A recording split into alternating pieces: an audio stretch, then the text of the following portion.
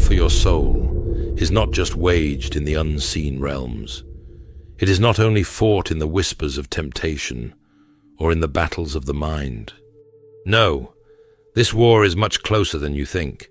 It is on your plate, in your hands, between your teeth. Satan, the enemy of your soul, is cunning beyond measure, and his strategies are far more subtle than we often realize. He does not merely work through immorality, despair, or pride.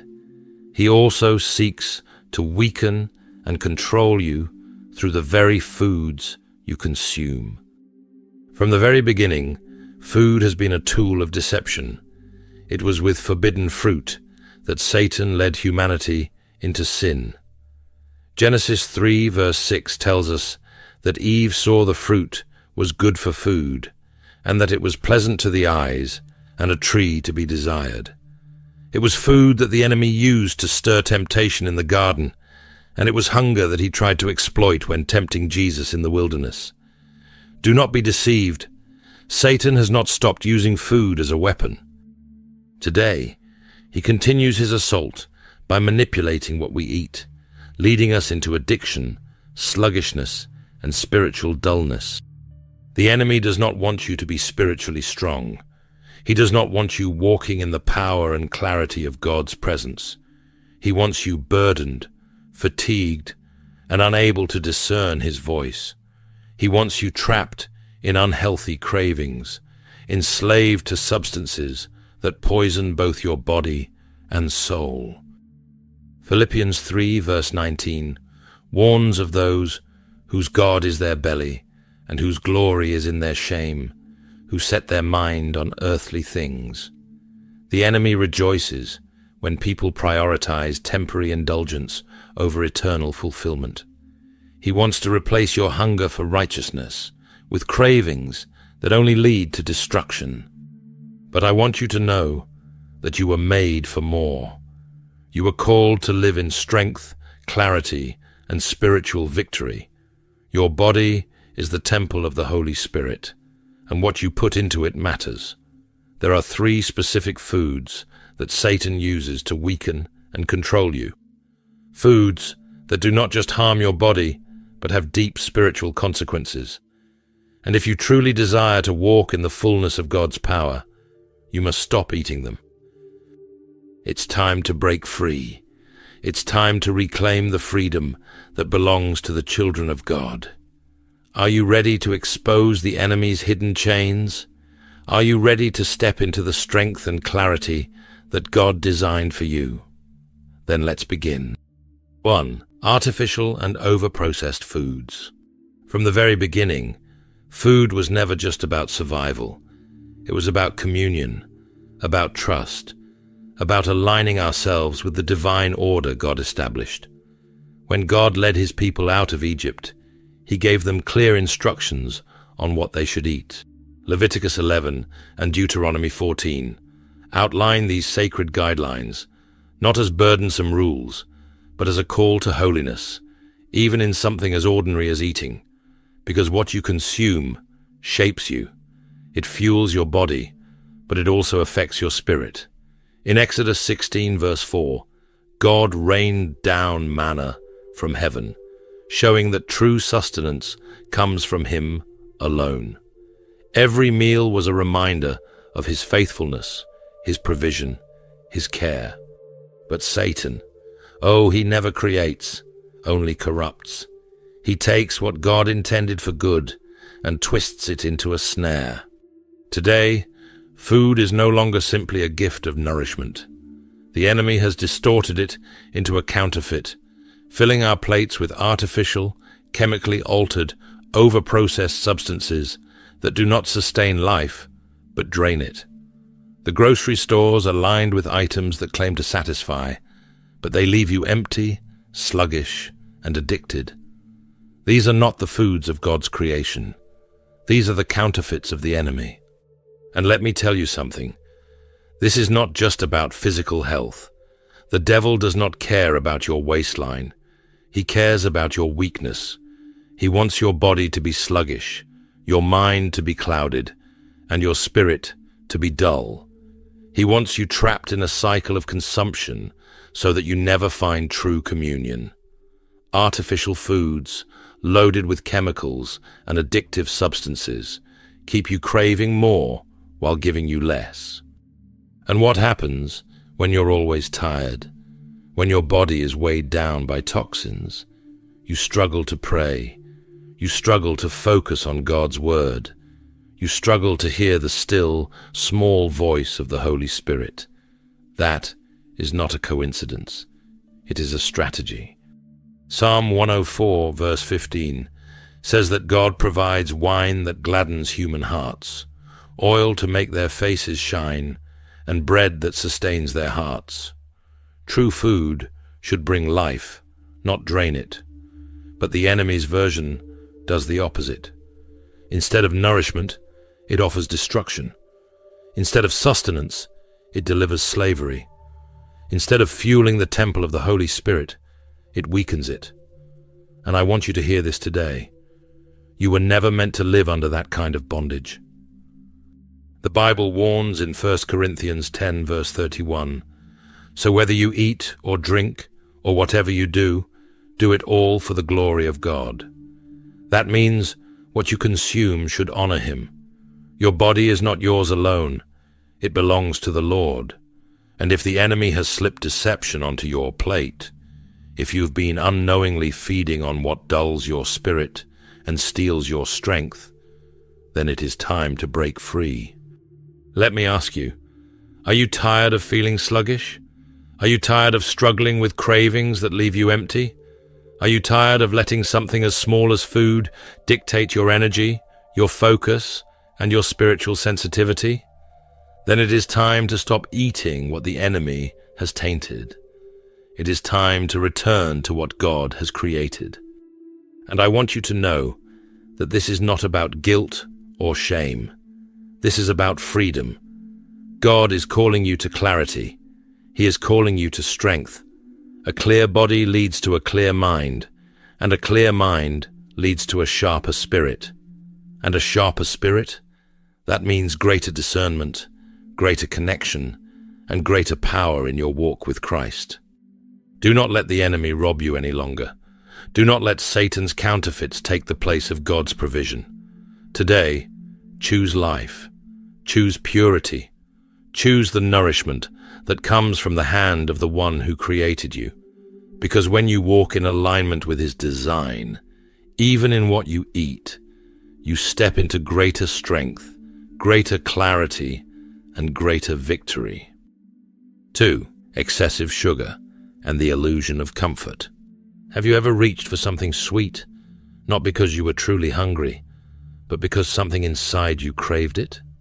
Have you ever felt drained, sluggish, or irritable, only to believe that a little sugar would fix it? Maybe it's a cookie in the afternoon, a soft drink to wake you up, or just a small treat to get through the day. But then, what happens? The momentary comfort fades, and soon you find yourself right back where you started, tired, anxious, and craving more. That is not just a bad habit, that is bondage. And I want you to know, Satan is using it against you. The Bible warns us about the danger of being enslaved by cravings. Proverbs 23 verse 2 gives a striking image. Put a knife to your throat if you are given to gluttony.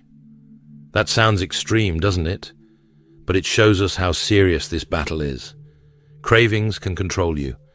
They can steal your discipline, dull your discernment, and keep you chasing satisfaction that never lasts.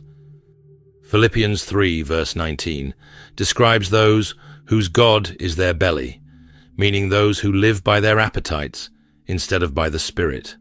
And let me tell you, sugar is one of the biggest ways Satan keeps people trapped. Sugar is not just a food. It has become an idol. It offers temporary comfort, but leaves you empty. It numbs emotions, distracts the mind, and fuels anxiety and depression. The enemy is clever. He does not just attack through obvious sin. He works through the little things, the subtle indulgences, the seemingly harmless habits that grow into chains. Sugar promises relief, but it delivers dependence. It pretends to be a source of joy, but it slowly robs you of energy, focus, and peace. And here's the real danger. Sugar doesn't just affect your body, it affects your spirit. When you are constantly on the roller coaster of sugar highs and crashes, your mind becomes foggy, your energy is unstable, your emotions are fragile. And in that state, it is harder to pray. It is harder to hear God's voice. It is harder to walk in self-control because your body is constantly demanding another fix. This is exactly how Satan keeps people spiritually asleep, through a cycle of small indulgences that lead to great ruin. Have you ever noticed how the things that harm us most often come disguised as comfort? That is the enemy's strategy. He whispers, "Just a little won't hurt." He tempts you with the illusion that sugar will make you feel better, just like he tempted Eve in the garden with the forbidden fruit. But what seems like a small indulgence today can lead to a stronghold tomorrow. It is not just about food, it is about control. And I want you to hear this today. God did not design you to live in bondage. He did not create you to be a slave to cravings, addictions, or emotional eating. The Bible calls us to self-control, not in our own strength, but through the power of the Holy Spirit. Galatians 5, verse 22 to 23, tells us that self-control is a fruit of the Spirit. That means when you walk with God, He gives you the power to say no to what is harming you. You do not have to live under the cycle of sugar addiction. You do not have to rely on artificial energy when God has promised to be your strength.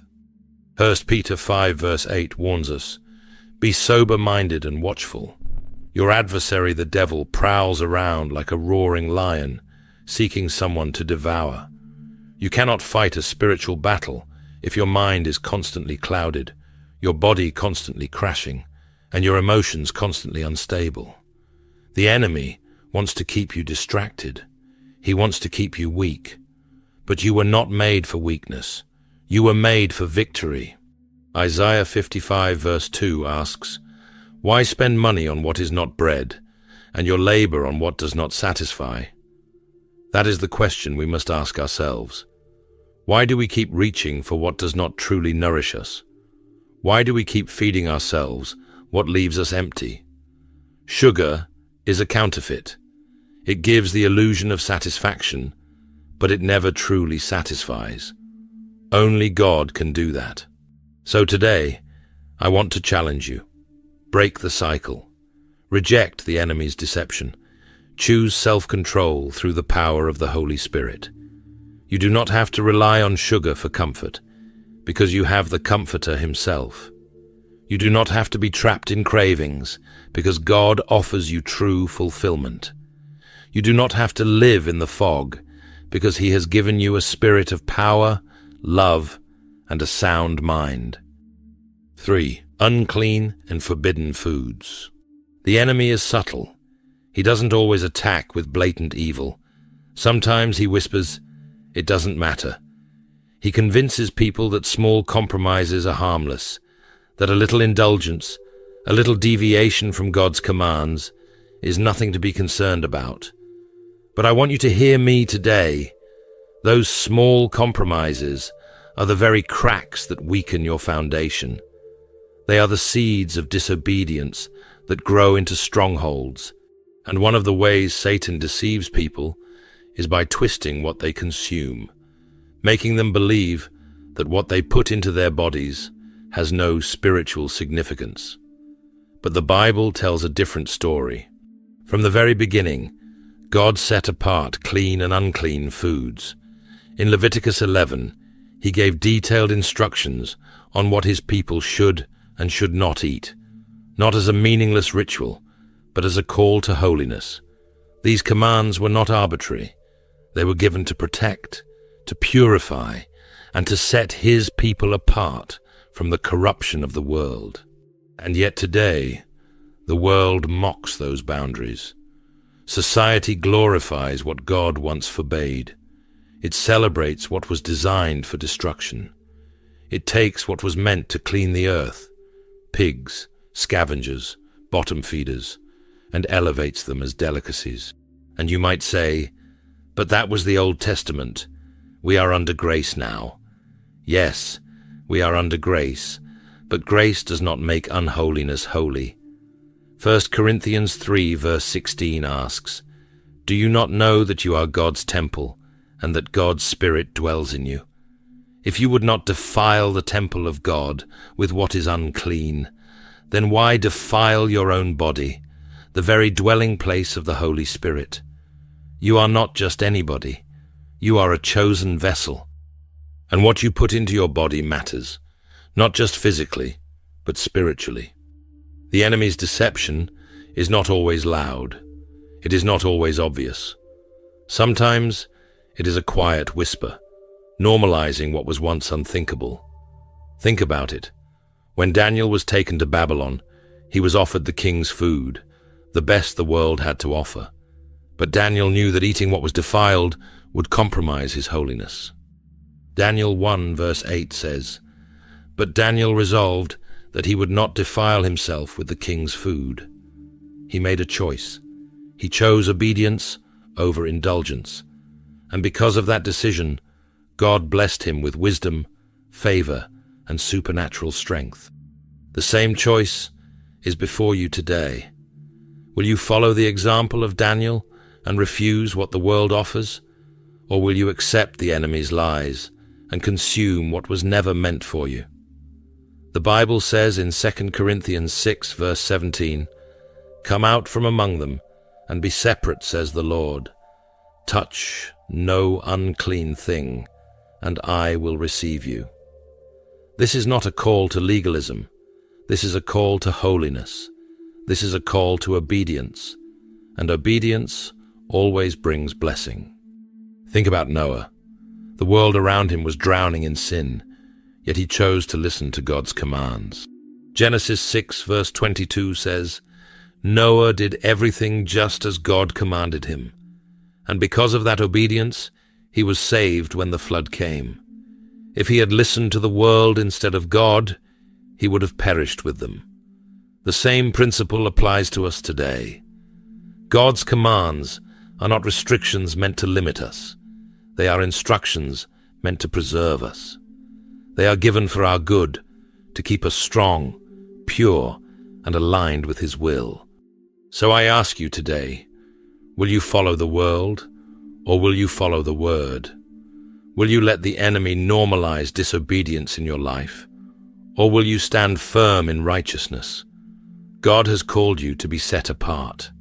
He has called you to honor Him, not just in your thoughts, not just in your words, but in your very body. Every choice, every action, every bite, it is either bringing you closer to God or further from Him. This is not about following dietary laws for the sake of rules. This is about recognizing the spiritual battle behind what you consume. It is about refusing to let the enemy have even the smallest foothold in your life. It is about declaring, "I will not be controlled. I will not be deceived. I will not let the enemy use food to weaken me, dull me, or distance me from my purpose." God has given you wisdom. He has given you discernment. He has given you His Spirit to guide you into truth. And today, He is calling you higher. He is calling you to break free from every form of bondage, even the ones the world tells you are insignificant. He is calling you to walk in the fullness of His power, unshackled, unhindered, and completely surrendered to His will. This battle has never just been about food. It has always been about devotion. It has always been about who has your heart, your desires, your discipline. Satan has always used food as a weapon, not because he cares about what is on your plate, but because he knows it affects your body, mind, and spirit. He knows that what you consume can either make you strong in the Lord or leave you weak and vulnerable. And so, he tempts, he lures, He offers counterfeits that taste sweet, but leave you empty. He feeds cravings that pull you away from the presence of God, dull your discernment, and keep you in cycles of exhaustion and distraction. But you were not made for chains. You were not called to live under the control of anything but the Holy Spirit. Every single bite you take is either drawing you closer to God or leading you further away. Every time you eat, you are making a decision. Will you eat at the Lord's table, or will you accept what the enemy is offering? This is not about rules, and it is not about guilt. It is about freedom. It is about aligning yourself with God's best, walking in strength, clarity, and holiness. Jesus, after fasting for 40 days, stood in the wilderness, hungry, weak in the flesh, but strong in the spirit. And when Satan tempted him with bread, he declared, "Man shall not live by bread alone, but by every word that proceeds from the mouth of God." Matthew 34, verse 4. That is your answer. That is your battle cry. Your life is sustained by more than what you eat. It is sustained by the power of God. The enemy wants you enslaved, but God calls you higher. The choice is before you. Will you break free and feast on what God has prepared, or will you keep eating from the enemy's hand? Today is your moment of decision. Choose life. Choose strength. Choose God's table, because at his table there is freedom, there is abundance, and there is victory. Before we close this message, I invite you to join me in a fervent prayer. This is not just a moment of words.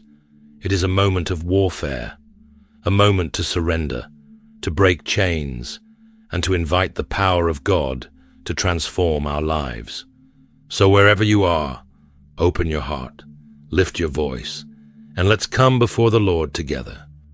Heavenly Father, Almighty God, we come before you with open hands and open hearts, surrendering ourselves completely to your will. You are the creator of all things, the one who formed us in love, who designed every detail of our bodies with wisdom, purpose, and care. You have given us everything we need to walk in strength and holiness. Yet, Lord, we confess that we have often strayed. We have been enticed by what is easy, what is pleasing to the flesh, what numbs instead of nourishes. We have allowed the enemy's deception to take root in ways we didn't even recognize.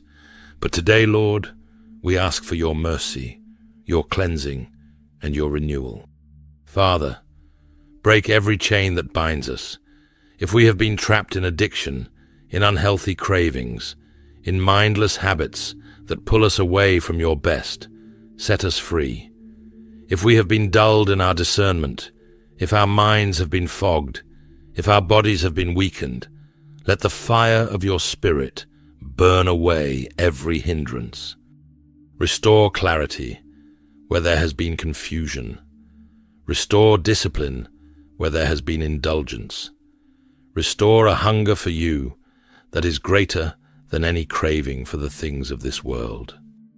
Lord, we recognize that this is more than a battle of the body. It is a battle of the soul. The enemy seeks to enslave, to distract, to destroy. But you, O God, have called us to a life of victory, a life of power, a life of spiritual strength that is unshaken by the schemes of the devil. So we take our stand today. We reject the lies that tell us we cannot change. We reject the temptations that keep us bound. We reject the compromise that weakens our walk with you. Instead, we embrace the discipline of the Spirit. We embrace the wisdom of your ways. We embrace the abundant life that you have set before us. Lord, teach us to honor you in all things, even in what we eat and drink, not with legalism, not with fear, but with joy, with a heart that desires to glorify you in every choice. Let our bodies be temples that shine with the presence of your Spirit. Let our minds be clear, our hearts be strong, and our spirits be steadfast. May we be a people who are not ruled by the flesh, but by the power of your Spirit working in us. Father, we thank you for your grace, for your patience, for your ever-present help in our weakness. We know that in our own strength we fail, but in you we overcome. So we lean on you, we trust you, we walk forward in faith, believing that you are leading us into a place of greater freedom, greater clarity, and greater purpose. We love you, Lord. We give you all the glory, all the honor, and all the praise. In the mighty name of Jesus, we pray. Amen. If this message has opened your eyes, strengthened your faith, or challenged you to walk in greater obedience, I warmly invite you to like this video, subscribe to the channel, and share it with someone who needs to hear this truth. Thank you for being part of this community. May God bless you, guide you, and empower you to walk in His freedom every day.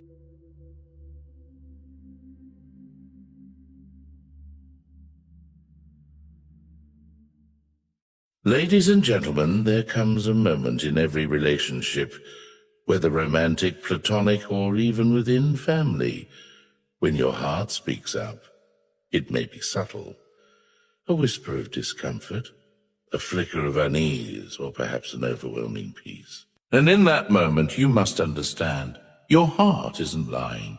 It's not just emotion. God may be speaking. Now, before we lean fully into that, let's make one thing clear. This isn't about chasing feelings or being led by emotionalism.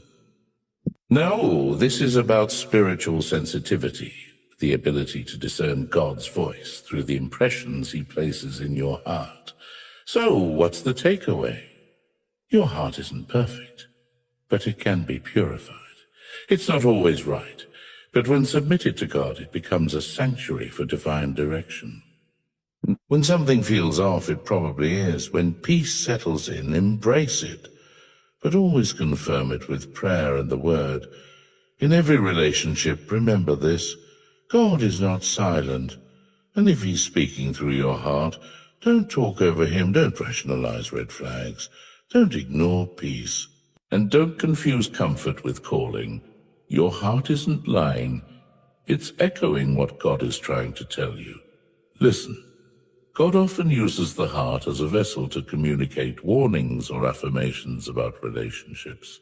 Throughout Scripture and Christian experience, the heart is often portrayed as more than just the center of emotions.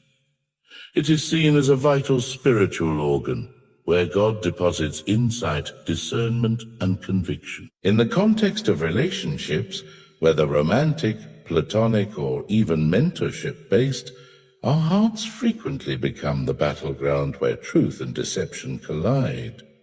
What we often call our gut feeling or intuition can, in fact, be the gentle nudge of the Holy Spirit. God, in His wisdom and grace, chooses to speak to us in many ways, through His Word, through others, and yes, through the impressions and inner signals we sense in our hearts. When it comes to relationships, those impressions matter. Your heart, when aligned with God, becomes a receiver of divine communication. That uneasiness you feel around someone who seems perfect on paper may not be fear. It might be God protecting you. That deep sense of comfort you feel around someone others may overlook could be God, affirming their role in your destiny. Scripture makes this even more powerful. In Romans 8:16, Paul says, "The Spirit Himself bears witness with our spirit that we are children of God." This verse reveals that the Holy Spirit testifies to our spirit. It's a heart-level communication. Now, if He confirms identity and salvation that way, why wouldn't He also guide us in relationships the same way? Think about Samuel when God told him to anoint the next king of Israel. Samuel looked at Jesse's sons and thought surely Eliab was the one. He was tall, strong, and impressive. But what did God say? Do not consider his appearance or height. The Lord does not look at the things people look at. People look at the outward appearance, but the Lord looks at the heart. 1 Samuel 16:7. Now watch this. God not only sees the heart of others, but he communicates his knowledge to our hearts. So when you feel that still small voice warning you, that tension when someone enters the room, or that strange absence of peace during a conversation, it may be God trying to tell you, pay attention. Similarly, if you feel a strange calm in someone's presence despite chaos around them, it might be the Spirit affirming that this person carries peace, purpose, and alignment with your calling. But there's a condition: your heart must be yielded to God. The heart is naturally deceitful without the work of the Holy Spirit, Jeremiah 17:9. But once surrendered and purified, it becomes a reliable conduit for divine impressions. That's why intimacy with God is essential. The more time you spend with him, the more clearly you'll distinguish between his voice and your own emotion. A heart in fellowship with God becomes a sacred space where he speaks about who should be in your life and who should not. Emotional and spiritual discernment should not be ignored when evaluating someone's role in your life. In every stage of life, especially in relationships, it is vital to recognize that we are not merely physical or mental beings, we are spiritual. And because of that, discernment becomes one of the most critical tools we have for making wise, God-honoring decisions about the people we allow into our inner circle. Emotional discernment is the ability to perceive, understand, and respond wisely to what you feel. Spiritual discernment, on the other hand, is the capacity to sense what God is saying or revealing beneath the surface of a situation or a person's character. When these two are aligned and guided by the Holy Spirit, they become powerful safeguards for your heart. Many people fall into the trap of evaluating relationships based solely on appearances, compatibility tests, or even shared interests. But what looks good isn't always sent by God. The enemy can disguise himself as an angel of light, which means deception can wear a friendly smile, quote scripture, and still be dangerous to your destiny. This is why discernment must come before decision. You don't truly know someone by their words alone. You know them by what the Spirit of God reveals in the quiet moments when you're paying attention to his whispers and the state of your own heart. Now, emotions can be tricky. They can be influenced by past wounds, fear of loneliness, or unrealistic expectations. But that doesn't mean emotions are evil. Emotions are indicators. They are not dictators. When surrendered to God, emotions become part of your spiritual radar. They tell you something is off before facts can prove it. But that requires honesty with yourself and intimacy with the Lord. You have to ask, am I drawn to this person by the Spirit or by my flesh? Is this comfort from God or just from familiarity? Spiritual discernment takes things deeper. It invites you to look beyond the surface and ask questions like, does this person carry the character of Christ? Are they pushing me closer to God or pulling me into compromise? You can't always articulate it with words, but there are moments when your spirit picks up on something your mind hasn't caught yet. And if you ignore those impressions, you risk entertaining people who look like a blessing, but function like a burden. Hebrews 5:14 says, but solid food is for the mature, who by constant use have trained themselves to distinguish good from evil. Discernment doesn't just fall on you, it must be developed. It grows through prayer, the word, wise counsel, and learning from past mistakes. You begin to recognize patterns. You hear a tone behind the tone. You feel the Spirit saying, be careful here, or trust this one. Not everyone is sent by God, and not everyone sent by God is sent for your now. Some are for your future. Discernment helps you know the difference. Your peace, or lack of it, is often a divine signal, not just a feeling. One of the most overlooked yet powerful ways God speaks to us, especially in relationships, is through peace. Many people assume peace is simply a pleasant emotion or a quiet atmosphere, but in the life of a believer, peace is far more than that. It is a spiritual indicator, a tool God uses to either confirm or caution. When we're walking with God, our peace isn't random. It's purposeful. It serves as a compass to help navigate who should be close to us, what decisions to make, and whether we are in alignment with His will. Colossians 3:15 instructs us to let the peace of Christ rule in your hearts. The word "rule" is key. It literally means to act as an umpire, to decide, to govern. In other words, peace isn't passive, it's authoritative. It can say, yes, go forward, or a no, stop right here. When you're evaluating someone's role in your life, whether it's a potential spouse, friend, or even a spiritual mentor, you must pay attention to the state of your peace. Have you ever been in a relationship that looked good on the surface, yet something in you was unsettled? No fights, no visible red flags, yet your spirit felt tense, guarded, or confused. That's not just a bad vibe. That's often God trying to get your attention through the disruption of peace. The absence of peace is a language all its own. It may not be loud, but it is always telling, and the reverse is true as well. Sometimes you meet someone and everything about them seems ordinary, maybe even underwhelming to others, but in your heart, you feel a deep sense of calm, rest, and assurance. That's not just emotional relief. That's often a spiritual confirmation.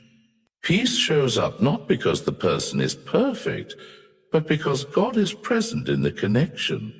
It's important to understand that peace is not the same as comfort. Comfort can be deceptive. It can come from routine, from familiarity, or from avoiding conflict.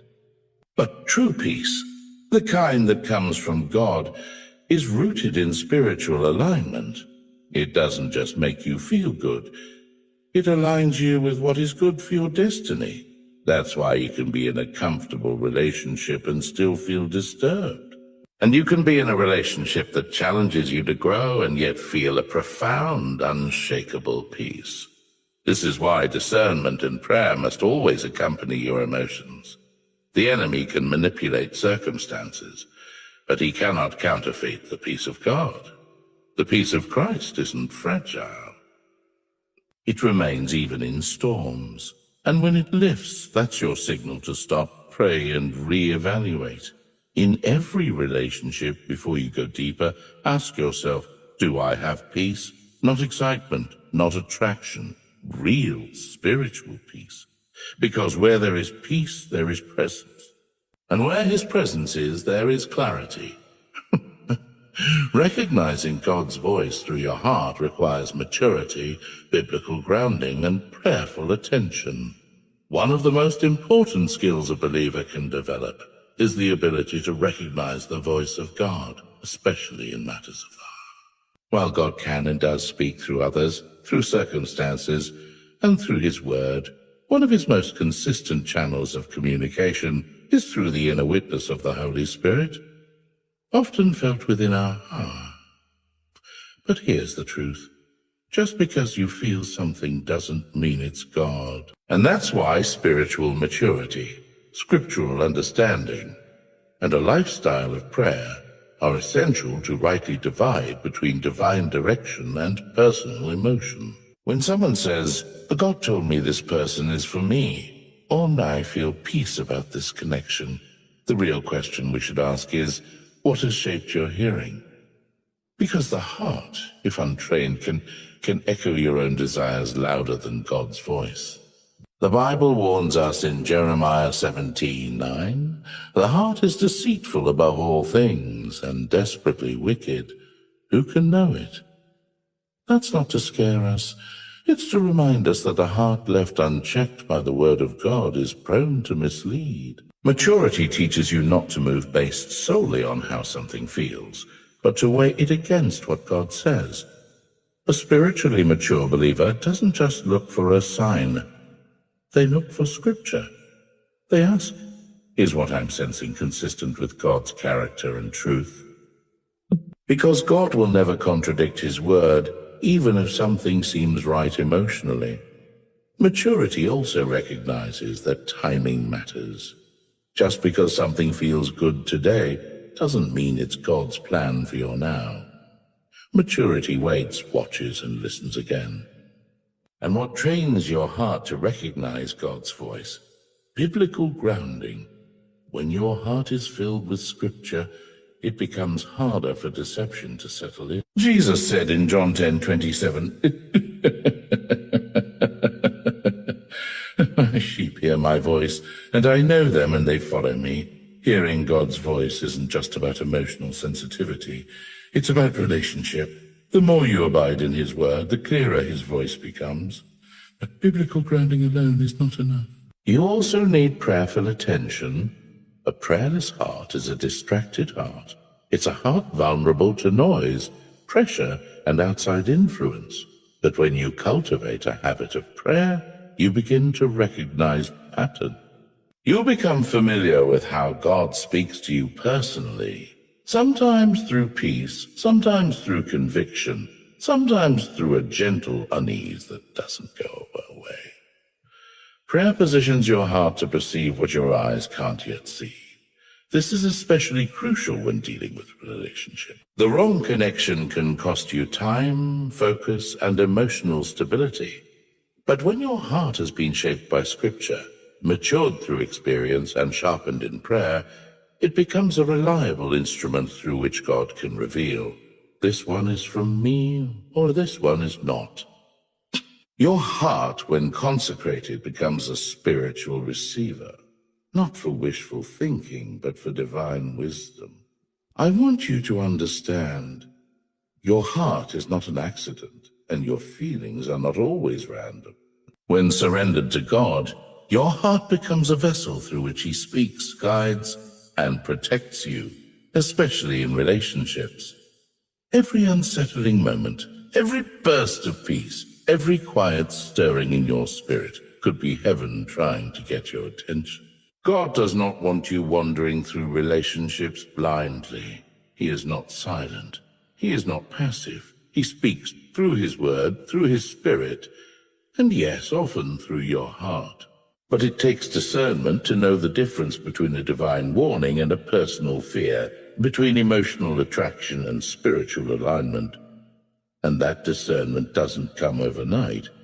It requires growth. It requires intimacy with God. It requires that you let Scripture shape your desires, that you let prayer tune your spiritual ears, and that you let the peace of Christ rule, not just visit, your heart. When something feels off, pause. When peace is missing, pray. When God gives you clarity, because the truth is, your heart isn't lying. God is speaking, and He's trying to tell you something about them, and about you.